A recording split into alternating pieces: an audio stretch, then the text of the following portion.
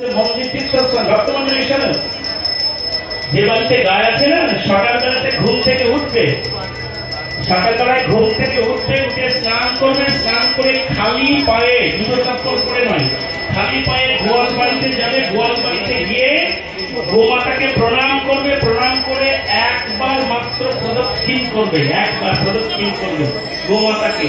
তাহলে কত পুণ্য হয় জানো? সারা পৃথিবীকে যদি কেউ খালি পায়ে হেঁটে পরিক্রমা করতে পারে, যদি কেউ পারে, যত পূর্ণ হয়। সকালবেলায় গোমাতাকে একবার পরিক্রমা করলে তার অত পূর্ণ হয়ে যায়। শোনো, গায়ের গোবরের মধ্যে মা লক্ষ্মী আছে, লক্ষ্মী। গায়ের মূত্রের মধ্যে মা গঙ্গা আছে, মা গঙ্গা। সেই জন্য গোবরকে কখনো ঘৃণা করবেন না। অনেকে হাতে না করে এখন পায়ে করে গোবর সরায়, এ নোংরা লেগে যাবে। এই জন্য পায়ে করে, যে পায়ে করে গোবর স্পর্শ করে মা লক্ষ্মী তার ঘর থেকে চিরদিনের জন্য চলে যায়, কোনোদিন আসেনি। মূত্রের মধ্যে মা গঙ্গা আছে। সেই জন্য একটা কাজ করুন ভক্তমন্ডলী, তুলসী গাছ, তুলসী গাছের গোড়াটাকে, বাড়িতে যে তুলসী গাছ আছে, এই তুলসী গাছের গোড়াটাকে গায়ের গোবর দিয়ে লেপন করবেন, গায়ের গোবর দিয়ে, বুঝেছেন? তাহলে তুলসী দেবী কৃষ্ণচন্দ্র খুব খুশি হয়। বাড়িতে যত বেশি পারবেন তুলসী গাছ লাগাবেন, যত বেশি পারবেন। অনেকের বাড়িতে দেখা যায় যে টিউবওয়েলের কাছে তুলসী গাছ হয়েছে, বাথরুমের দরজার কাছে তুলসী গাছ অনেক বাড়িতে দেখা যায়। এরকম যেন করবেন না। পা ধোয়া জল, ব্রাশ করা, সাবান মাখা, যতগুলো সব নোংরা জলগুলো তুলসী গাছে লাগে, এগুলো করবেন না। কৃষ্ণকে বলবে আমার ঘরে এসে বসে থাকো, আর তুলসী বলবে সেগুলো করো। তুলসী গাছ সরু সরু ডালগুলো আছে না, সরু সরু ডাল, এগুলো ছোট ছোট এইটুকু করে কেটে রাখবেন। কেটে রেখে ধূপ দানিতে দিয়ে ধূপ করে গোবিন্দকে দেখাবে। চন্দন পেলে কি বলছে শোনো, বলছে যো দদাতি হরের নিত্যং তুলসী কাষ্ঠ চন্দনম যুগানি বসেত স্বর্গে হন্নন্তানি নরত্তমম। যে প্রত্যেক দিন তুলসী কাঠে চন্দন গোবিন্দের চরণে দেয়, সে যুগ যুগ ধরে স্বর্গে বাস করে, কোনদিন তাকে নেমে আসতে হয় না।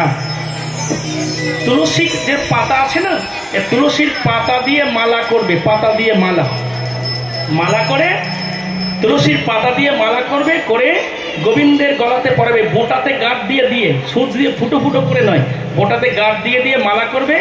মালা করে গোবিন্দের গলাতে পরাবে। তার পরের দিনে যখন মালাটা প্রসাদী হয়ে যাবে, সেই মালাটা নিজের গলাতে পরবে, একবার বিসর্জন করার আগে নিজের গলায় পরবে, পরে তারপরে বিসর্জন করবে। তাতে কি হবে জানো? বলছে তুলসী দলজং মালাং মমতিক নং বহেতু পত্রে পত্রে অশ্বমেধানাং দশনং ফলতে লভম। অর্থাৎ তুলসীর পাতার মালা গোবিন্দের গলাতে পরালে, সেই প্রসাদী মালা নিজের গলায় পরলে, তাতে কি হলো? ওই মালাতে যতগুলো পাতা ছিল, একটা একটা পাতাতে 10টা করে অশ্বমেধ যজ্ঞের পুণ্য তোমার নামে লেখা পড়ে যাবে। 10টা করে অশ্বমেধ যজ্ঞ, বুঝেছ? আর শোনো একটা কথা বলি, এবার যেটা বলছি না, এটা প্রত্যেক দিন পারবে না, বছরে একদিন করলে ভালো, নাহলে 5 বছরে যদি একদিন করো তাতেও কোনো অসুবিধে নেই। কি করবে শোনো, তুলসীর শুকনো কাষ্ঠ দিয়ে জ্বালানি করবে, জ্বালানি করে ভোগ রন্ধন করে গোবিন্দকে একদিন নিবেদন করবে। শুনে আশ্চর্য লাগছে? কখনো শুনেছেন? শোনেননি? করবেন, এগুলো শাস্ত্রতে বলা আছে। তুলসী অন্য কোনো দেবদেবীকে নয়, কিন্তু শুধু কৃষ্ণের জন্য, বুঝেছেন? তুলসীর শুকনো কাঠ দিয়ে জ্বালানি করে ভোগ রন্ধন করে গোবিন্দকে একদিন নিবেদন করলে গোবিন্দের 1000 বছরের জন্য তৃপ্ত হয়ে যায়। 1000 বছর যদি তুমি ভোগ না দাও, গোবিন্দ দুঃখ পায় না।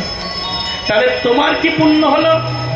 বলছে মেরু তুল্য, মানে পর্বত সমান অন্ন দান করলে যত পুণ্য হয়, ওই তুলসী কাঠের জ্বালানি করে ভোগ রন্ধন করে গোবিন্দকে একদিন নিবেদন করলে ওই পর্বত সমান অন্ন দানের পুণ্য তোমার একদিনে হয়ে যায়।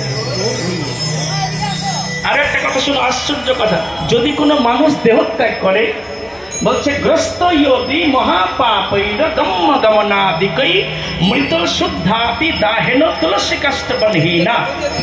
যদি কোনো মানুষ দেহত্যাগ করে, সেই মানুষের মৃতদেহটাকে যদি তুলসীর শুকনো কাষ্ঠ দিয়ে দাহ করা হয়, তাহলে সে যত বড়ই পাপী হোক না কেন তার আর পুনর্জন্ম হয় না।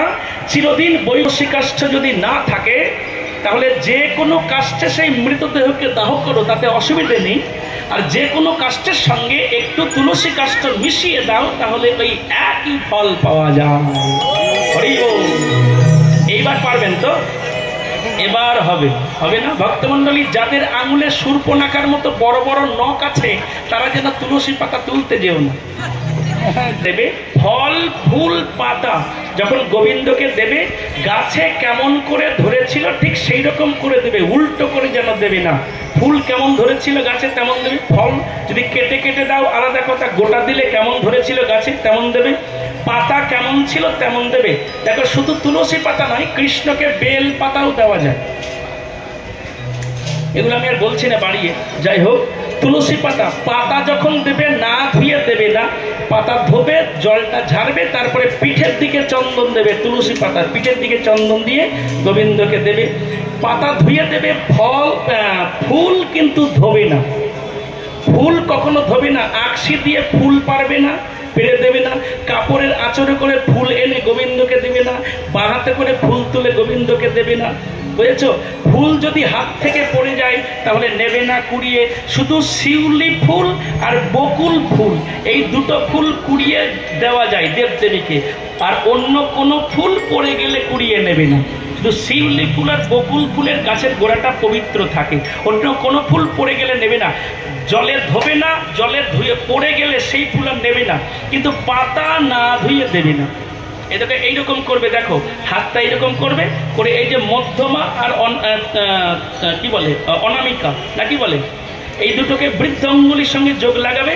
এই তর্জনী আর কনিষ্ঠ এইভাবে সোজা করে রাখবে। দেখো কেমন একটা মুখের মতো লাগছে না?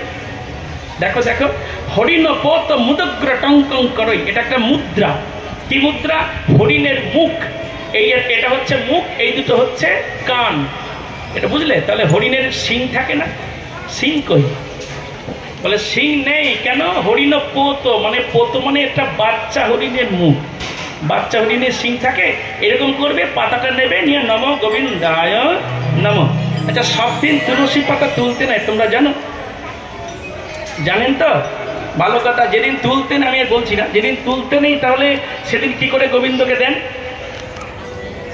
আগের দিন তুলে রাখেন, ঠিক আছে, ভালো কথা। একদিন তুলসী পাতা তুলে বহুদিন রাখা যায়, শুধু দেখবেন যেন ছেঁড়া না হয়, ছিন্ন না হয় আর ছিদ্র না থাকে। হ্যাঁ, আচ্ছা, জানে বলছে, তাহলে ভাড়া বাড়াই নাকি? বলে